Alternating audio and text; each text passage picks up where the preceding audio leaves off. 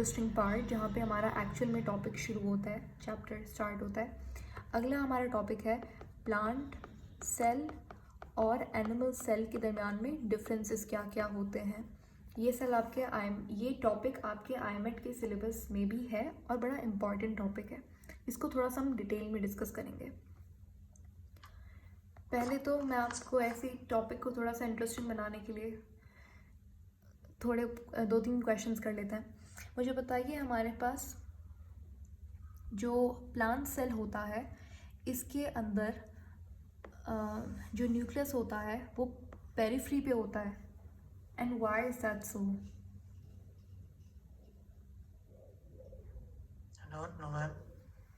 आपने देखा होगा ना, आपने देखा होगा कि एनिमल सेल जो है वो इस तरीके से होता है, उसका डायग्राम्स में देखा होगा अक्सर। और एनिमल सेल में हम लोग न्यूक्लियस क्या होता है, बीच में बनाता है ना। लेकिन जो प्लांट सेल होता है ना, उसमें जो न्यूक्लियस है ना वो साइड पे चला जाता है, पेरिफ्री पे, पैरामीटर पे। पैरामीटर का मतलब होता है साइड्स, ठीक है। तो ये पेरिफ्री पे चला गया, न्यूक्लियस साइड में चला गया। ऐसा क्यों है प्लांट सेल के अंदर? ऐसा इसलिए होता है कि हमारे पास प्लांट सेल के अंदर क्या होता है, सेंट्रल वैक्यूल होता है। याद आ गया? Yes ma'am. सही है। तो इस सेंट्रल वैक्यूल की वजह से जो न्यूक्लियस है वो पुश हो जाता है पेरिफ्री पे। Question number 2। अब जो प्लांट सेल होता है उसमें आपने देखा होगा हमारे पास सेल वॉल होती है, ठीक है। और एनिमल के अंदर सेल वॉल नहीं होती। प्लांट की सेल वॉल, आपको पता होगा कि प्लांट में सेल वॉल होती है, सही है। और किस किस में प्लांट सेल वॉल होती है? प्लांट्स में होती है, फंगी में होती है, फंजाई और फंजाई में होती है, एल्गी। हाँ, और अमीबा। Amoeba, yes. ओके। और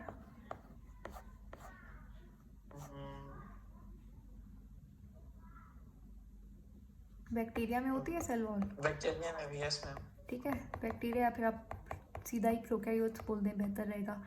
अब बताइए, प्लांट की या फिर एल्गा की जो सेल वॉल होती है इज मेड अप ऑफ, ये बहुत इंपॉर्टेंट क्वेश्चंस हैं। काइटिन की फंजाई से होती है, काइटिन की फंजाई से होती है, सही है। प्लांट की सेल्यूलोज से, सेल्यूलोज। हाँ जी, ठीक है। तो प्लांट की जो है वो सेल्यूलोज से बनी हुई होती है और पेक्टिन से बनी हुई होती है, सही है। अब इसको याद कैसे करें, थोड़ा सा कंफ्यूजिंग हो जाता है। काइटिन तो देखो आपको, ये फंजाई एकदम छोटा सा वर्ड है, ये काइटिन भी एकदम इसको मैच कर रहा है। लेकिन बात आती है सेल्यूलोज की। आपने देखा होगा सेल्यूलोज तो रिलेटेड ही प्लांट से है। हम कहते हैं ना इसके अंदर सेल्यूलोज ज़्यादा है, इसके अंदर फाइबर ज़्यादा है। तो फाइबर का बेसिकली यही सेल्यूलोज को ही हम लोग बोल रहे होते हैं। समझ लीजिए सेल्यूलोज ना इस तरीके से, मैं आपको डिटेल में पढ़ाऊंगी, जस्ट मैं ऐसे ही थोड़ा सा इन टॉपिक को इंटरेस्टिंग बनाने के लिए थोड़े बहुत क्वेश्चंस कर रही हूँ। ये हम लोग डिटेल में आगे डिस्कस करेंगे, इन दोनों का स्ट्रक्चर वगैरह हर चीज़। तो सेल्यूलोज इस तरीके से फाइबर्स होता है। अब इन फाइबर्स को आपस, भाई धागे हैं, इनको आपस में ग्लू करने के लिए हमें कोई ग्लूइंग चीज़, कोई सीमेंटिंग मटेरियल भी तो चाहिए ना। तो इनको आपस में पकड़ के रखता है पेक्टिन, सही है। तो आई होप अब आपको अच्छे से याद हो गया होगा। तो प्लांट के अंदर सेल्यूलोज और पेक्टिन की बनी हुई होती है सेल वॉल। लास्ट हमारे पास है बैक्टीरिया, इसकी सेल वॉल किससे बनी हुई होती है? याद। ओके, अच्छा, इसको कैसे याद रखेंगे? पी से प्रोकैरियोटिक है, तो पी से ही नाम शुरू होगा। क्या नाम है? पेप्टाइडोग्लाइकन, सही है।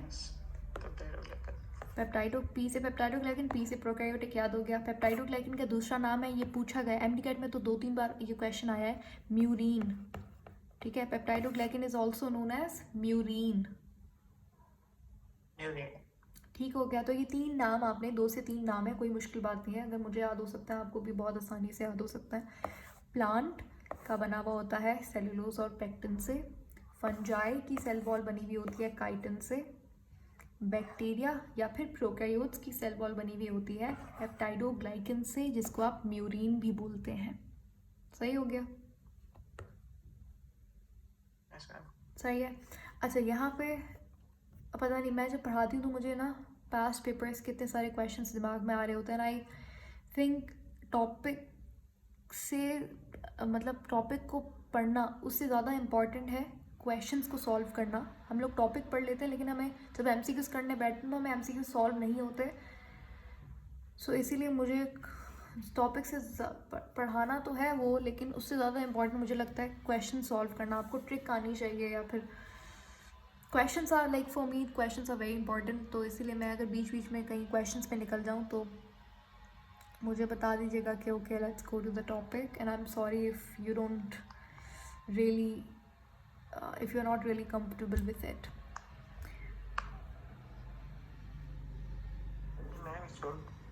It's good. प्रैक्टिस हो जाती है आपको वैसे ही।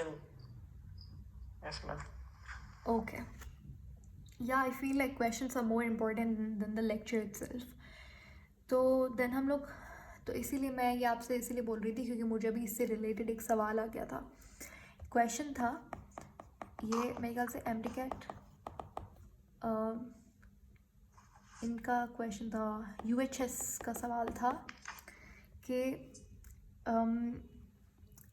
इसमें था कि बड़ा इंटरेस्टिंग सवाल था। सवाल देखो, सवाल था कि बताइए bacterial cell wall is absent in which bacteria.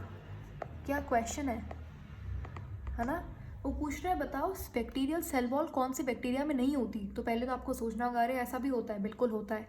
एक ऐसा बैक्टीरिया कि हमारे पास ऐसे प्रोकैरियोट्स होते हैं जिनके अंदर बैक्टीरियल सेल वॉल एब्सेंट होती है। उसके बाद अंदर ऑप्शन थे हमारे पास ग्राम नेगेटिव बैक्टीरिया, सही है। ऑप्शन बी था ग्राम पॉजिटिव बैक्टीरिया, और ऑप्शन डी था हमारे पास आर्क्यू बैक्टीरिया, और ऑप्शन डी था साइनोबैक्टीरिया।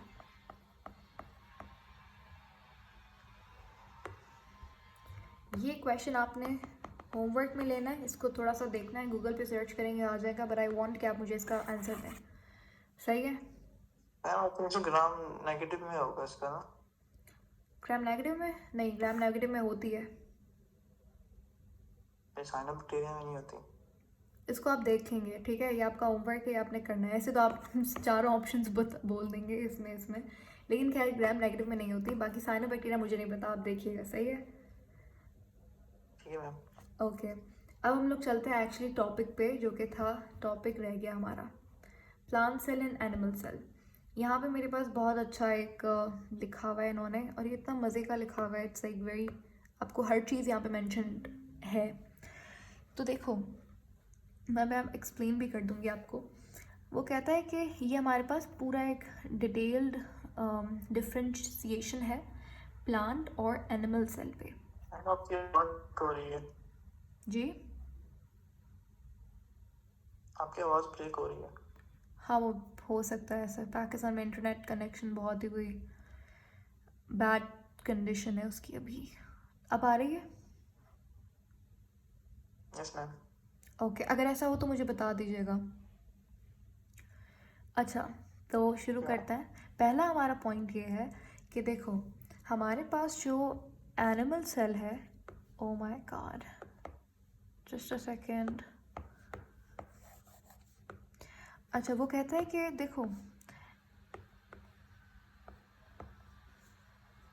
कहाँ गया, the only structure commonly found in animal cells which is absent, ये गलत लिखा हुआ है इन्होंने, which is absent from plant cell is centriole। अच्छा, इसका मतलब क्या है मैं आपको बताती हूँ। ओके, अब होता क्या है, आपने सेल डिवीजन का नाम सुना है? यस। ठीक है। अब देखो सेंट्रियोल एक ऐसी टर्म है जो मुझे लगता है आपको समझाने की, आपको पता होगा बिल्कुल इस बारे में, सेंट्रियोल का नाम आपने बिल्कुल सुना होगा, लेकिन मैं थोड़ा सा आपको ना हर टॉपिक का ओवरव्यू दूंगी। अब सेंट्रियोल सेल डिवीजन से रिलेटेड है तो मैं उसका थोड़ा सा बैकग्राउंड दे देती हूँ ताकि आपके माइंड में ग्राउंड बन जाए टॉपिक का। तो सेल डिवीजन पे चलते हैं, ठीक है। देखो हर टॉपिक आपको ही पढ़ना है, सेल डिवीजन इस चैप्टर में तो नहीं है, लेकिन आगे भी तो आएगा ना, आगे भी पढ़ना आपको ही है। अभी पढ़ लें तो आसानी होगी फिर वो वाला चैप्टर पढ़ने में। अब सेल डिवीजन में हमारे पास दो तरीके की टेक्निक्स होती हैं, कौन कौन सी? Mitosis and meiosis. Mitosis and meiosis, सही है। माइटोसिस में आपको पता है क्या डिफरेंस होता है दोनों में? सिंपल सा, माइटोसिस में हमारे पास क्रोमोसोम नंबर जो है वो सेम रहता है, सही है। 2n है पेरेंट सेल के अंदर, तो डॉटर में भी कितना होता है? 2n होता है। और यहाँ पे डॉटर सेल्स टोटल कितने बनते हैं माइटोकॉन्ड्रिया में, सॉरी माइटोसिस में? इसमें डिवाइड हो जाता है। कितने कितने डॉटर सेल्स बनते हैं हमारे पास? 4 बनते हैं। नहीं, माइटोसिस में हमारे पास 2 बनते हैं ना, यस मैम। है ना? ऐसा ही होता है ना। ये देखिए हमारे पास पेरेंट सेल है कि माइटोसिस हुआ इस Yes. तरीके से, ये 2n और ये भी 2n, ये भी 2n। जहाँ बात आती है मेयोसिस की, मेयोसिस के अंदर क्या होता है? अब ये दोनों में मैं आपको फ़र्क बता रही हूँ। दोनों में मेन डिफरेंस क्या है कि पहला डिफरेंस क्या है कि भाई माइटोसिस में क्रोमोसोम नंबर सेम रहता है, लेकिन मेयोसिस के अंदर क्रोमोसोम नंबर क्या हो जाता है? डुप्लीकेट। हाफ हो जाता है। कोई मसला नहीं है, 1 मिनट रुके, मैं आपको समझाती हूँ। ये देखें, माइटोसिस क्या होता है?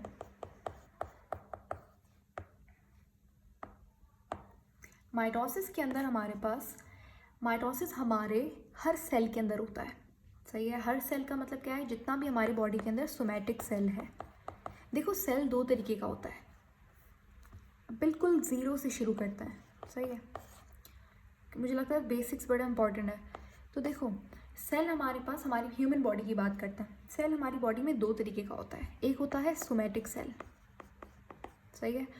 सोमैटिक सेल का मतलब क्या है कि जो हमारा skin cell, blood cell, bone cell, hair cell, nail cell, जितना भी सेल है एक्सेप्ट हमारे पास जो रिप्रोडक्टिव सेल्स होता है, एक्सेप्ट रिप्रोडक्टिव सेल्स, जितने भी और सेल्स हैं उनको कहते हैं सोमैटिक सेल्स, सही है। रिप्रोडक्टिव सेल्स यानी कि ओवम एंड स्पर्म। यहाँ तक बात समझ आ गई? Yes ma'am. सही है। अब देखें ये जो सोमैटिक सेल्स होते हैं ये हमारे पास क्या होते हैं? 2n होता है। क्या होता है? डिप्लॉइड। 2n का मतलब क्या है? डिप्लॉइड, यानी कि कितने क्रोमोसोम होंगे टोटल इनके पास? 48। 46। 46। सही है, 46 क्रोमोसोम्स, या फिर आप बोल सकते हो 23 पेयर बोल सकती हूँ इसको मैं, यस मैम। सही है। तो क्या बोला मैंने? 2 सेल के टाइप्स होते हैं। एक है रिप्रोडक्टिव सेल यानी कि ओवम एंड स्पर्म, जो कि क्या होता है? एन। क्या बोल देंगे इनको? डिप्लॉइड का ऑपोजिट क्या होता है? हैप्लॉइड। Very good, haploid. तो इनके अंदर क्रोमोसोम कितने होंगे? हाफ हो जाते हैं, कितने होंगे? 23 हो जाएंगे टोटल। हाँ जी, 23 टोटल होंगे इनके पास, सही है, समझ रहे हैं। तो सोमैटिक सेल और रिप्रोडक्टिव सेल्स। सोमैटिक सेल जितना भी आपके पास बॉडी में सेल है एक्सेप्ट रिप्रोडक्टिव सेल, वो सोमैटिक सेल होता है। उसको बस एक नाम है, दे दिया ऐसे फैंसी करके, कोई बड़ी बात नहीं है, सोमैटिक सेल ऐसे नाम दे दिया। और एक है रिप्रोडक्टिव सेल। तो दोनों में ये फ़र्क है भाई, ये डिप्लॉइड है, ये हैप्लॉइड है। आपने बात याद रखनी है, जितना भी सोमैटिक सेल है, जितना भी डिप्लॉइड सेल है, उसके अंदर हमारे पास क्या होती है? माइटोसिस होती है, सही है, माइटोसिस होती है। यहाँ तक बात समझ आ गई? Yes ma'am. सही है। अब जैसे इसको समझते हैं, आपके पास, आपको चोट लगी, ठीक है, आपकी स्किन पे कट आ गया। अब वो जो स्किन पे कट आया, वहाँ पे जो सेल मरे, अब उनको तो WBC ख़त्म कर देंगे, पस वगैरह बनेगी, वो सारी चीज़ें होंगी। अब वो जो सेल थे वहाँ पे वो डिवाइड करेंगे, उनके अंदर होगा माइटोसिस। और जो सेल के अंदर, जो समझ लो जो उसके सराउंडिंग में सेल्स होंगे, जहाँ पे कट लगा है मुझे, उसके सराउंडिंग में जो डिप्लॉइड सेल्स होंगे स्किन के, उनके पास 46 नंबर ऑफ क्रोमोसोम्स हैं। वो माइटोसिस करेंगे, 1 से 2 सेल बन जाएगा, 46 क्रोमोसोम नंबर सेम ही रहना चाहिए। अच्छा, अगर दिमाग में सवाल आ रहा है कि भाई अगर यहाँ पे 46 की जगह पे 45 हो जाए तो क्या होगा, तो ये तो एक गलत बात हो गई, एबनॉर्मल चीज़ हो जाएगी। और इसी को, जब क्रोमोसोम नंबर आपके पास बढ़ जाता है तो हमारे पास एबनॉर्मलिटी आती है, और इसी को आप कहते हो कैंसर। कैंसर कैसे होता है? जब भी हमारे पास chromosome number, normal chromosome number 46 है, लेकिन अगर इससे ज़्यादा या कम हो गया तो फिर ये कैंसर कॉज करता है। फिर ऐसे सेल्स इनको कहते हैं हम लोग कैंसरस सेल्स, और कैंसरस सेल्स फिर इतना जल्दी डिवाइड करते हैं, इतना रैपिडली डिवाइड करते हैं कि ये हेल्दी सेल्स का खाना भी खा लेते हैं, उनकी न्यूट्रिशन भी ले लेते हैं, और वो बेचारे हेल्दी सेल जो बेचारे 46 वाले हैं वो सर्वाइव नहीं कर पाते। ये कैंसरस सेल्स बढ़ते जाते हैं, बड़े काम भी कुछ भी नहीं करते, बस डिवाइड करते हैं, डिवाइड डिवाइड डिवाइड, काम कुछ भी नहीं करते ये लोग। यहाँ तक बात समझ आ गई? Yes ma'am. सही है। क्या बोला अभी तक हमने? कुछ भी नहीं। हमने कहा कि सोमैटिक सेल जैसे कि skin cell 46 number of chromosome है, माइटोसिस करेगा तो डॉटर सेल बनेंगे दो, 46। सही है। अब बात करते हैं रिप्रोडक्टिव सेल्स की। बहुत सारे टीचर्स ये पढ़ाते हैं बच्चों को कि भाई रिप्रोडक्टिव सेल्स जो कि 23 नंबर ऑफ क्रोमोसोम रखते हैं, इनके अंदर मियोसिस होता है, जो कि बात बिल्कुल गलत है। इवन मैंने खुद बहुत सारी टीचर से इसको खुद से ऐसे सुना है पढ़ाते हुए कि रिप्रोडक्टिव सेल्स के अंदर मियोसिस होता है। तो आप मुझे खुद बताओ, ये बात लॉजिकली सही है कि अगर रिप्रोडक्टिव स्पर्म तो खुद ही बेचारा 23 नंबर ऑफ क्रोमोसोम रखता है, वो क्या कैसे वो जो है वो बाकी 4 सेल्स बनाएगा 23 वाले? नहीं मैम। है ना? लेकिन ये ऐसा बोला जाता है कि भाई रिप्रोडक्टिव सेल्स के लिए मियोसिस होता है या रिप्रोडक्टिव सेल्स में मियोसिस होता है। ऐसा नहीं होता। होता क्या है कि उनके कहने का बेसिकली वो अल्फाज गलत इस्तेमाल कर रहे होते हैं, लेकिन उनका कहने का मकसद या मतलब ये होता है कि रिप्रोडक्टिव सेल्स बनाने के लिए, रिप्रोडक्टिव सेल्स को फॉर्म करने के लिए आपको मियोसिस करना पड़ता है। ये स्टेटमेंट आपकी सही है। दोनों में रात दिन का फ़र्क है। अगर आप ये कहो कि रिप्रोडक्टिव सेल के अंदर मियोसिस हो रही है तो 23 वाले के अंदर मियोसिस हो सकती है? नहीं, ये बात सही नहीं होगी। हाँ, लेकिन अगर आप कहो कि अच्छा इनको बनाने के लिए मियोसिस होती है तो ये सही है, ठीक है। रिप्रोडक्टिव सेल्स को फॉर्म करने के लिए मियोसिस ज़रूर होती है, कि स्पर्म को बनाने के लिए मियोसिस होती है। सही है। अब जैसे मैंने आपको बताया ना, माइटोसिस में क्या होता है, ये 46 है और ये 46 वाला डॉटर सेल्स 2 बने। सही है। लेकिन मियोसिस में क्या होता है, ये इनका जो पेरेंट सेल होता है ना वो 23 मतलब वो 46 होता है। समझ रहे हैं? Yes ma'am. मतलब जो इनको इसको मैं और सिंपल करती हूँ।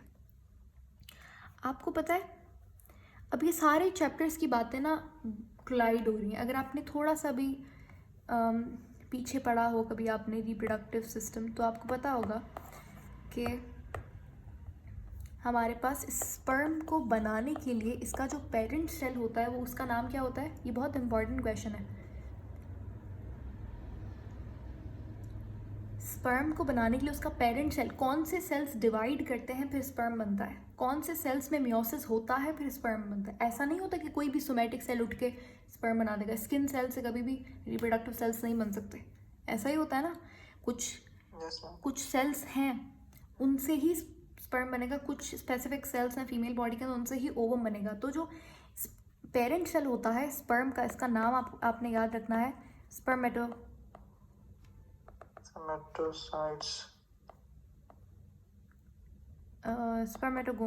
नहीं, स्पर्मेटोगोनियम।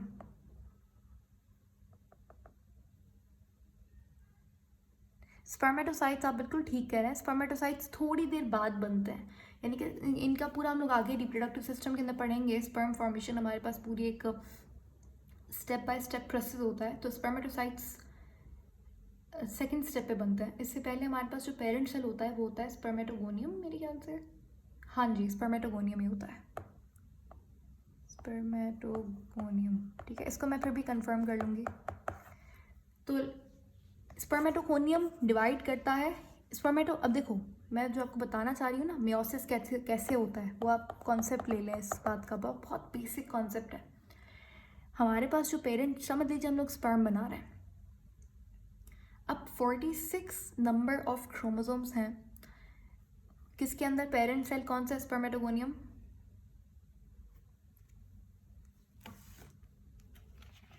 सही है।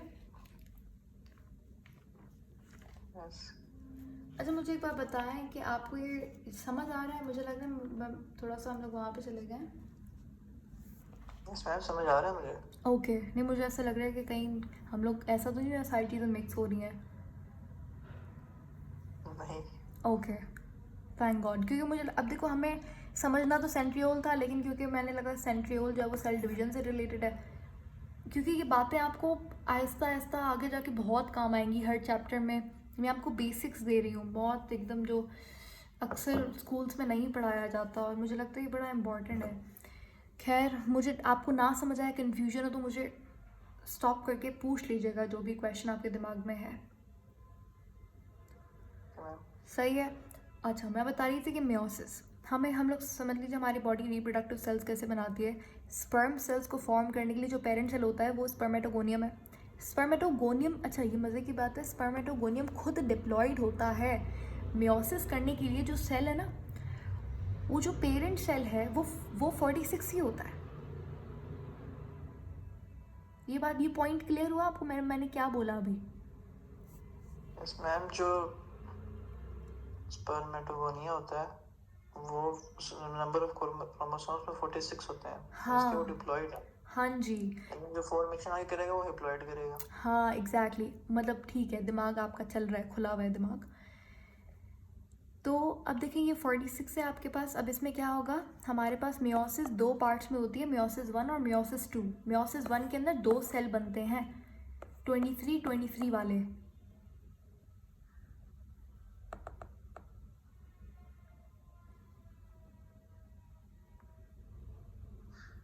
एक सेकेंड,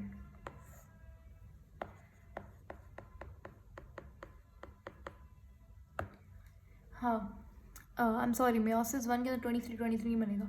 मियोसिस 1 बिल्कुल सेम होता है। हेलो, जी जी मैम। अच्छा मेरी आवाज़ आ रही है आपको? अच्छा देखिए, यहाँ पे हमारे पास मियोसिस के अंदर 46 क्रोमोसोम है हमारे पास। अब मियोसिस दो पार्ट्स में होता है, एक होता है मियोसिस 1 और एक होता है मियोसिस 2। जो मियोसिस 1 होता है वो अपने तरीके से होता है, उसके अंदर दो डॉटर सेल्स बनते हैं, सही है। और जो मियोसिस 2 है वो बिल्कुल सिमिलर होता है जैसे माइटोसिस होता है। तो मियोसिस में मैंने आपको बताया था कि मियोसिस के अंदर क्या होता है, जो क्रोमोसोम नंबर है वो क्या होता है, हाफ होते हैं। तो मुझे बताओ यहाँ पर कितने क्रोमोसोम आएंगे? 23। हाँ, यहाँ पे 23 आ गए। अब जो हमारे पास सेकंड पार्ट है मियोसिस का, जिसको मियोसिस 2 कहते हैं, उसके अंदर ये दोनों सेल्स डिवाइड होते हैं। फिर आगे जाके हमारे पास टोटल सेल कितने बन रहे हैं? 4 बन रहे हैं, और डॉक्टर सन जी। सही है। Yes ma'am. सही है। अब ये हमारे पास जो मैंने बनाया है, ये हमारे पास मियोसिस 2 है। याद रखिएगा, meiosis 2 is similar to mitosis. Mitosis के अंदर क्या था, जो क्रोमोसोम नंबर था वो सेम था डॉटर के अंदर और पेरेंट के अंदर। तो यहाँ पे बताओ कितना क्रोमोसोम नंबर होगा? 23 का हाफ। नहीं, 23 ही होगा, सही है। यही मैं आपको बताना चाह रही थी कि बेसिक कॉन्सेप्ट है ये। मियोसिस के दो, मियोसिस 1, मियोसिस 2। मियोसिस 1 जो है उसके अंदर आपके पास क्रोमोसोम नंबर हाफ होता है, सही है। अब 23 का हाफ आप क्या करेंगे? 23 का हाफ नहीं होगा, सही है। 23 का हाफ करेंगे पॉइंट में आ जाएगा। ऐसा होता ही नहीं, हमारी बॉडी ऐसा नहीं करती। बेसिकली मियोसिस 1 के अंदर हाफ होता है, लेकिन अभी मैंने आपको बताया कि meiosis 2 is exactly same to mitosis. और माइटोसिस में क्या हो रहा था, chromosome number were same in parent cell and daughter cell, ऐसा ही था, यस मैम। सही है। तो ये जो चार आपने बातें याद रखनी है, रट लीजिए कि मियोसिस के अंदर मियोसिस 1, मियोसिस 2 सिमिलर होता है माइटोसिस से। टोटल कितने सेल बने मेरे पास मियोसिस में? 4 डॉटर सेल्स बने। हाँ, टोटल मेरे पास 4 डॉटर सेल्स बने, 23, ठीक है। अब आप मुझे बताइए कि हम ये कह सकते हैं कि हमारे पास जो पेरेंट सेल था और ये एक डॉटर सेल मैंने उठा लिया। अब इसीलिए बोला जाता है कि मियोसिस में क्रोमोसोम नंबर हाफ होते हैं, क्योंकि अगर आप यहाँ पे देखें, ये पेरेंट सेल है, ये डॉटर सेल है, हाफ हुए क्रोमोसोम, बिल्कुल सही बात हुई थी वो। Yes ma'am. तो ये था cell division. Any questions? No. अच्छा, अब आता है सेंट्रियोल। ये क्या चीज़ है? अब हमारे पास क्या होता है कि सेल डिवीजन मैंने आपको बता दिया कि माइटोसिस होती है, मियोसिस होती है। अब सेल डिवीजन में दो पार्ट्स होते हैं। एक होता है पहले पहले न्यूक्लियस डिवाइड होता है, यानी कि ये सेल है, पहले दो न्यूक्लियस बनेंगे, फिर ये दो सेल्स बनेंगे। सही है? Got it ma'am. ओके। और उसके बाद फिर साइटोप्लाज्म डिवाइड होता है। जब न्यूक्लियस डिवाइड करता है उसका एक नाम है, क्या कहते हैं इसको? कैरियोकाइनेसिस बोल सकते हैं। Yes ma'am. कैरियो का मतलब होता है न्यूक्लियस, काइनेसिस यानी कि डिवाइड। ठीक है। साइटोप्लाज्म का जब डिवीजन होता है उसको क्या बोलेंगे? साइटोकाइनेसिस। हाँ, साइटोकाइनेसिस। गुड। अब यहाँ पे हमारे पास सेल डिवीजन के अंदर कैरियोकाइनेसिस और फिर साइटोकाइनेसिस होता है। अब कैरियोकाइनेसिस के अंदर आपने आपने पढ़ा होगा कि जो क्रोमोसोम्स होते हैं वो इस तरीके से हमारे पास माइटोटिक, ये माइटोसिस के आगे हम लोग चैप्टर आएगा तब पढ़ेंगे डिटेल में। माइटोसिस के हमारे पास 4 स्टेप्स होते हैं: प्रोफेज, मेटाफेज, एनाफेज, टीलोफेज। आपने सुना होगा मेटाफेज के अंदर इस तरीके से माइटोटिक प्लेट के ऊपर जो क्रोमोसोम है वो इस तरीके से अलाइन हो जाता है, और फिर यहाँ पे एक ऑर्गेनल होता है। ये सेल है मेरा, सही है? ये क्रोमोसोम्स को यहाँ पर ये एक ऑर्गेनल है। इस ऑर्गेनल का नाम है सेंट्रियोल। ये सेंट्रियोल से कुछ हेयर लाइक फाइबर्स निकलते हैं। इन फाइबर्स को कहते हैं स्पिंडल फाइबर्स। Yes ma'am. सही है? और ये क्या करते हैं, ये क्रोमोसोम के सेंटर पे अटैच होते हैं और फिर क्रोमोसोम को डिवाइड करते हैं। किसके अंदर? क्रोमैटिड्स के अंदर। ठीक है, ऐसा ही होता है ना। ये हमारे पास क्या है? ये क्रोमोसोम है, लेकिन ये एक क्या है? ये क्रोमैटिड है।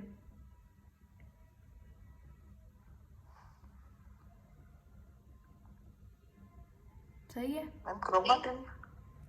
क्रोमैटिड। क्रोमैटिन। ये मैं आपको समझाऊंगी बहुत अच्छे से। इसमें बच्चों को बड़े कन्फ्यूजन होती है, उनको नहीं पता होता कि क्रोमोसोम, क्रोमैटिड, न्यूक्लियोसोम और क्या होता है इस तरीके से। बड़ी क्रोमैटिन, ये टर्म्स बहुत कंफ्यूजिंग होती है। इसको हम लोग कभी बेसिक क्लास में जब भी आप बोलेंगे, कल में भी कल पढ़ लेते हैं इसको, या फिर जब टाइम मिला तो इसको भी देखेंगे। लेकिन अभी फ़िलहाल let's stick to the topic. तो यहाँ पे ये क्रोमोसोम क्रोमैटिड्स के अंदर, यानी कि होता क्या है, अगर मैं इस डायग्राम को दोबारा से बनाऊँ तो ये इस तरीके से देखिए, ये क्रोमोसोम पहले जुड़े हुए थे, अब अलग अलग हो गए। यस। सही है?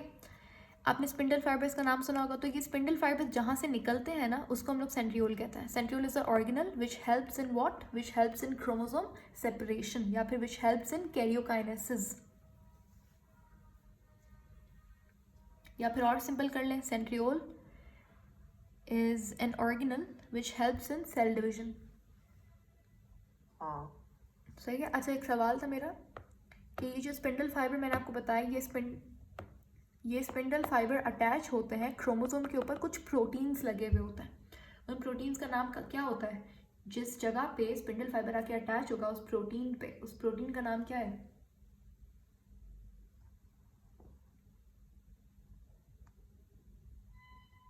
नहीं पता मैम। देखो, ये हमारे पास क्रोमोसोम है।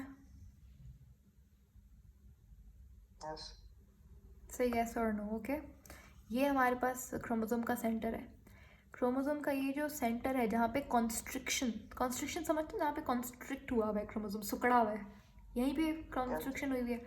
इसको हम कहते हैं क्या? सेंट्रोमेयर बोल सकते हैं। Yes ma'am, centromere. सही है, सेंट्रोमेयर। ये सेंट्रोमेयर हमारी क्या होती है? Primary constriction. इसको प्राइमरी कॉन्स्ट्रिक्शन भी बोलते हैं। सही है? कोई मुश्किल बात नहीं है। प्राइमरी का मतलब पहली, कॉन्स्ट्रिक्शन यहाँ पे सिकुड़ा हुआ है क्रोमोसोम, इस तरीके से लग रहा है ना आपको, बेचारा वहाँ से थोड़ा सा थिन है, एकदम कॉन्स्ट्रिक्ट हो गया इस जगह पे क्रोमोसोम। सही है? यस। कभी कभी क्या होता है कि हमारे जो क्रोमोसोम होता है ना, उसके ऊपर इस तरीके से एक और दूसरी कॉन्स्ट्रिक्शन भी होती है, सेकेंडरी कॉन्स्ट्रिक्शन बोलते हैं इसको, सेकेंडरी कॉन्स्ट्रिक्शन। और इसके ऊपर जो डीएनए होता है उसको सैटेलाइट डीएनए बोलते हैं। ये सुना है आपने? नहीं। चलो इसको अभी छोड़ देते हैं, मैं अब आपको बाद में डिटेल में पढ़ाऊंगी, पहले बेसिक्स कवर कर लेते हैं। तो यहाँ तक आपके पास समझ आ गई कि अच्छा ये क्रोमोसोम है, ये इसके पास सेंट्रोमेयर है और इसको प्राइमरी कंस्ट्रक्शन भी बोलते हैं। आपको पता होगा ये हमारे पास जो है ये ऊपर वाली, ये जो एक आपको नज़र आ रही है ना, इसको बोलते हैं आर्म। ये ऊपर वाली कौन सी है? पी आर्म बोल सकते हैं इसको। P arm. हाँ, पी आर्म बोलते हैं इसको। और जो नीचे वाली होती है उसको बोलते हैं क्यू आर्म।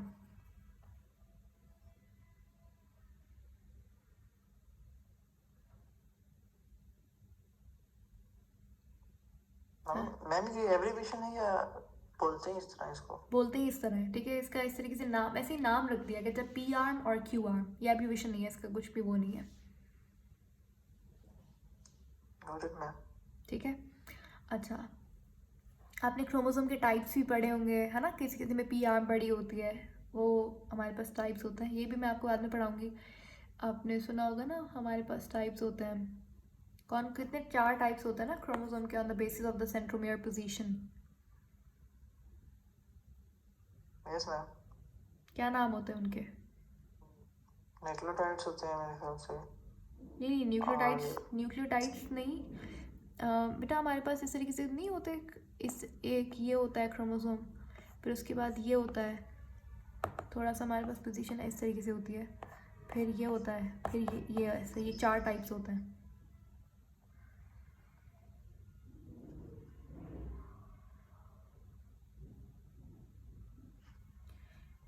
ये हमारे पास ये टीलोसेंट्रिक क्रोमोसोम, ये सब टीलोसेंट्रिक क्रोमोसोम, सुना है? नहीं मैम। अच्छा, ये तो बहुत बेसिक चीज़ है वैसे तो। और ये हमारे पास मेटासेंट्रिक होता है, ये मेटासेंट्रिक, ये सब मेटासेंट्रिक, ये हम लोग बाद में पढ़ेंगे। मैम ये जो बोलते हैं एक्रोसेंट्रिक और सब मेटा। हाँ, ये वही है, एक्रोसेंट्रिक। ये वही है, सही है। ये जो मैंने लिखा है ना यहाँ पे, ये लिखा हुआ सब टीलोसेंट्रिक का दूसरा नाम होता है एक्रोसेंट्रिक।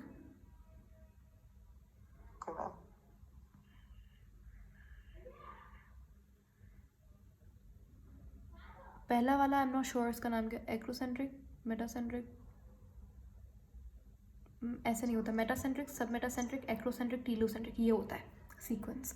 तो ये खैर मैं अगर आप बोलेंगे तो मैं पढ़ा दूंगी, लेकिन खैर अभी इसको अभी छोड़ें, ठीक है। मैं आपको ये बता रही थी, अब देखिए वहाँ पे मैंने आर्म्स बनाए थे, कहीं पे आर्म छोटी थी, कहीं में आर्म बड़ी थी, तो बेसिकली इसलिए हमने इनके नाम रखे हुए होते हैं, ऊपर वाली पी आर्म, नीचे वाली क्यू आर्म। अब देखिए हमारे पास, मैं आपको एक यहाँ पे बहुत कोर कॉन्सेप्ट दे रही हूँ, उसको ध्यान से सुनिएगा। होता क्या है कि ये हमारे पास, आपने ये चीज़ याद रखनी है कि number of centromere is equal to number of chromosome. इसका मतलब क्या है? इसका मतलब ये है कि जितने सेंट्रोमेयर होंगे उतने क्रोमोसोम होंगे, चाहे उनकी जितनी भी आर्म्स हों, लेकिन अगर एक सेंट्रोमेयर है तो एक क्रोमोसोम। इसका मतलब ये है कि अगर ये देखें, ये हमारे पास ये एक सेंट्रोमेयर है, तो ये क्या हुआ, ये एक क्रोमोसोम हुआ, सही है। अगर मैं ये बनाऊँ, ये हमारे पास कितना है, एक सेंट्रोमेयर है, ये एक सेंट्रोमेयर नजर नहीं आ रहा, ये एक सेंट्रोमेयर है, एक सेंट्रोमेयर, एक क्रोमोसोम नहीं है ना ये एक क्रोमोसोम है, बिल्कुल है, ये एक क्रोमोसोम है। अब मैं आपको बताती हूँ, अभी आप मुझे पता है आप क्या सोच रहे होंगे, आप सोच रहे होंगे अच्छा ये तो क्रोमैटिड है ना? Yes ma'am. है ना? अब ये देखें, ये कोर बड़ी बेसिक बातें होती हैं, लेकिन ये टीचर्स नहीं बताते। देखो असल में कॉन्सेप्ट क्या होता है, इसको समझते हैं, बड़ा इंटरेस्टिंग टॉपिक है। होता क्या है कि अगर मैं बोलूँ कि ये हमारे पास ये तो एक क्रोमोसोम है, मानते हैं ये बात? Yes ma'am. सही है। ये जो एक इसका ये वाला साइड है, इसको आप बोलेंगे क्रोमैटिड, सही है। ये जो एक पूरी आर्म है ना, इसको मैं क्रोमैटिड बोलूँगी, और इस वाली को ये भी एक क्रोमैटिड है, सही है।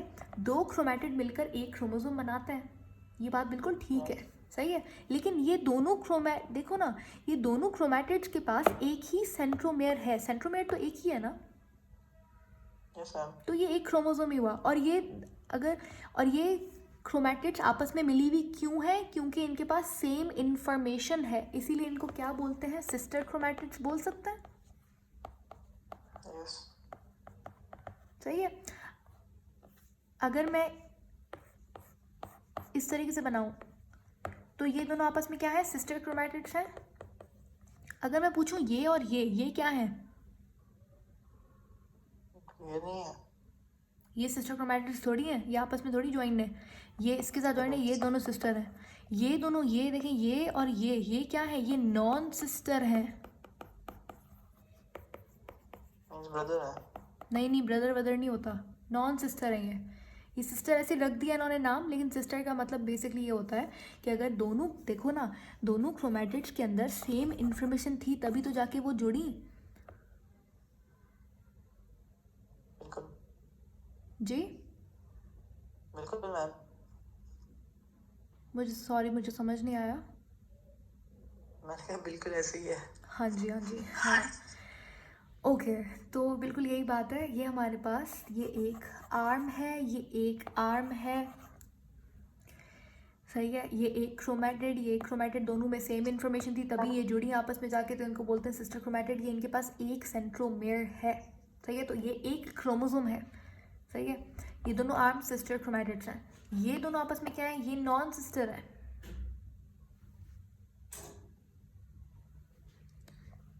समझ आ गया? अब यहाँ पे वापस आता है, मुझे आपको जिस चीज़ बतानी थी वो ये थी।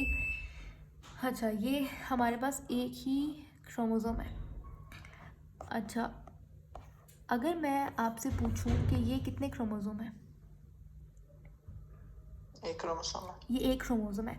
अब हमारे पास जब सेल डिवीजन होती है ना, तो होता क्या है कि ये एक क्रोमोसोम डिवाइड होता है ऐसे, सही है।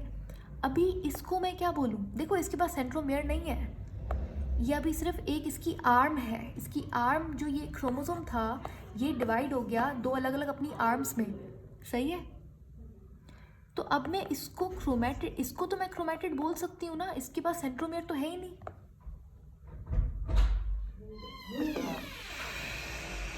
सही है, इसीलिए हम लोग बोलते हैं कि हमारे पास जब न्यूक्लियर डिवीजन होती है तो क्रोमोसोम टूटता है अपनी क्रोमैटिड्स में। तब इसीलिए हम लोग नहीं ये बोलते कि अच्छा, ये अभी ऊपर मैंने बोला कि अच्छा ये तो क्रोमोसोम है, तो देखो ना वहाँ पे मैंने सेंट्रोमेयर बनाया था उसका, तो आपने ये चीज़ याद रखनी है, number of centromere is equal to number of chromosome. ये क्रोमोसोम नहीं है, ये जस्ट उसकी आर्म है जो अलग हो गए अब, ठीक है। तो ये एक आर्म है, ये एक क्रोमैटिड है, ये एक क्रोमैटिड है, सही है। सेंट्रोमेयर समझ आ गया? Yes ma'am. सेंट्रियोल समझ आ गया? Yes ma'am. अब आपसे क्वेश्चन कर रही हूँ, बताइए ये कितने क्रोमोसोम है? One chromosome. वन क्रोमोसोम है। ये कितना क्रोमोसोम है? ये क्रोमेटिन है। ये क्रोमेटिड। ये क्रोमैटिड है, ठीक है, ज़बरदस्त। अच्छा, अगर मैं आपसे पूछूँ ये कितने क्रोमोसोम है? ये भी एक क्रोमोसोम है। Exactly, now you got the point. Is that clear? Yes ma'am. समझ आ गया? एकदम क्रिस्टल क्लियर हो गया? यस। ओके, अब एक पॉइंट समझा है हमने अभी तक, और अभी क्लास का टाइम भी ओवर हो गया, मेरी भी दूसरी क्लास है, बट मैं आपको खैर एक दूसरा पॉइंट भी देख लेता ना, कि कुछ तो पढ़ा हो हमने। खैर पढ़ा तो बहुत कुछ है। मैम ये आप मुझे नोट सेंड करेंगे ये जो हाँ बिल्कुल, लेकिन खैर आपको समझ आएगा इसमें से कुछ? मुझे खुद भी समझ नहीं आता कि मैं क्या लिखती हूँ। मैं वो आप लेक्चर देते तो फिर समझ आ जाएगा ना मुझे, मतलब मैंने पढ़ा है, ओके। नोट डाउन कर लूँगा, मैंने नोट डाउन नहीं किया कुछ भी। अच्छा, सही है। खैर आई प्रिफर कि आपके पास खुद की एक पेन पेंसिल हो, आप क्लास के दौरान भी नो, उससे क्या होता है, उससे याद होता है। मैम मैं बना रहा था, फिर मैंने कहा पहले लेक्चर पे फोकस करता हूँ, फिर एंड पे बना लूँगा मैं। चलो, जैसा आपको बेहतर लगे, लेकिन बनाइएगा ज़रूर। Yes ma'am. किसी के बिल्कुल भी वैसा आपने नहीं पढ़ना कि अच्छा नोट्स कहीं से मिल गए, वैसा I am very against that, कि कुछ बच्चे होते हैं नोट्स ले लिए, नोट्स बाहर के, जब तक आप खुद से अपने अपने हाथ से जो नोट्स बने हुए होते हैं ना, उससे बेहतर, उससे बेस्ट कोई भी नोट्स नहीं होते। बिल्कुल मैम। अच्छा, एक और पॉइंट हम लोग जल्दी से देख लेते हैं। देखो यहाँ पे लिखा हुआ है more easily seen with light मैन सुलन because they are usually larger not better. Okay, which pass through pore likes. Okay, अब इसमें लिखा हुआ है कि हमारे पास यहाँ पे एक टर्म दी हुई है प्लाज्मोडियम। सुना है कभी नाम? Yes ma'am. क्या होता है? यानी सेल के अंदर होता है। सेल के अंदर तो नहीं होता। ये देखिए हमारे पास ये प्लांट सेल है। Yes ma'am. प्लांट सेल के दरमियान में इस तरीके से पोर्स बने हुए होते हैं ताकि ये सेल्स आपस में कम्युनिकेट कर सकें। यहाँ से पानी वगैरह भी मूव करता है।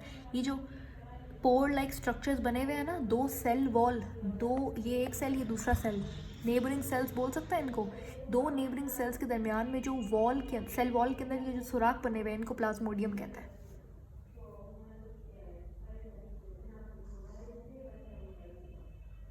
Got it ma'am. एक मिनट, प्लाज्मोडियम क्यों बोल रही हूँ मैं? प्लाज्मोडियम नहीं, आई am sorry, I am so sorry. Plasmodesmata.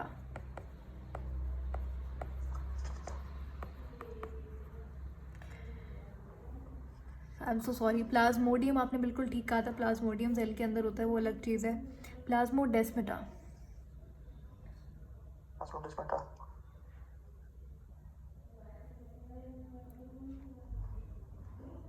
Okay, ma'am ये जो लेमेला होता है उसमें होता है ये? लेमेला आप उसकी जो बात कर रहे हो, जो ग्रेना के दरमियान में होता है, उसकी बात कर रहे हो, वो वाले लेमेला की?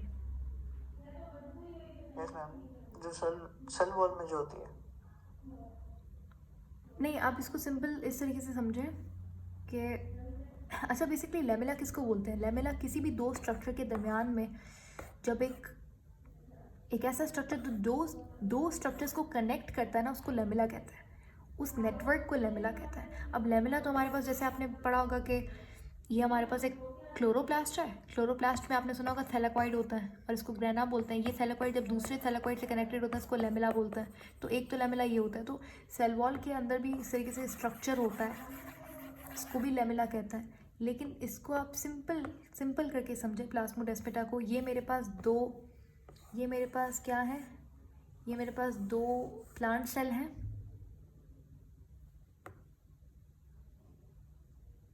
है ना? Yes ma'am. ये इनकी क्या है? रेड में बाहर क्या होती है इनकी? सेल वॉल है। तो क्या है कि अब ये दो सेल्स को आपस में कम्युनिकेट भी तो करना है। अच्छा, इसके अंदर पानी ज़्यादा है, पानी यहाँ पे मूव करेगा। ऐसा ही होता है ना ऑस्मोसिस के अंदर। प्लांट सेल के अंदर बहुत ज़्यादा ऑस्मोसिस होती है। हाँ, इसमें पानी ज़्यादा है तो पानी यहाँ से यहाँ मूव करता है। तो पानी मूव कैसे करेगा? अगर ये बिल्कुल ही पैक्ड होंगे सेल, आपस में कोई इनके पास कोई कनेक्शन नहीं है, कोई भी,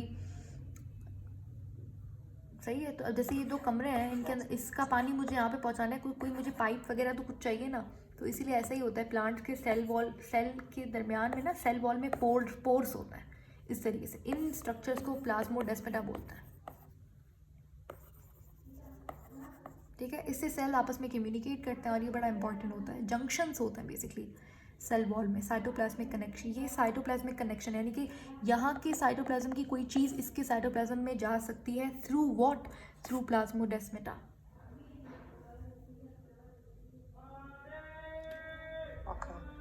ये चीज़ समझ आई है आपको? यहाँ मुझे बताया, अगर नहीं आई तो रिपीट कर लेंगे। Yes ma'am. सही है। अब मुझे आपने बता, अब यहाँ पे इसी तरीके से एक चीज़ आपने याद रखनी। ये तो हो गया प्लांट सेल, ये हो गया प्लांट सेल। लेकिन अगर जब बात आती है एनिमल सेल की ना, तो आपने सोचा एनिमल सेल्स के दरमियान में क्या चीज़ होती है? क्या इनके दरमियान में ना इस तरीके से टाइट जंक्शंस होता है। बहुत टाइटली सेल्स जो है वो पैक्ड होते हैं, उसके थ्रू ही कम्युनिकेशन होती है सेल्स के दरमियान में। उन टाइट जंक्शंस को क्या कहते हैं? डेस्मोसोम्स। नाम सुना है? आप सुन लिए? सही है, डेस्मोसोम्स। डेस्मोसोम्स। आपने याद रखना है कि देखें